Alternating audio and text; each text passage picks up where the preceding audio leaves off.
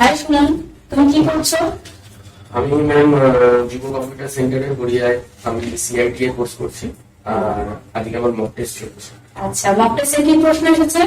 Mock test এসছে ma'am, shortcut way to shut down your computer. ও একটু পড়ে দেখাও দেখি। প্রথমে নিউ যেতে হবে, তারপর সেখানে শর্টকাটে যাচ্ছি। শর্টকাটে গিয়ে আমি টাইপ করছি স্লাইড টু শাট ডাউন,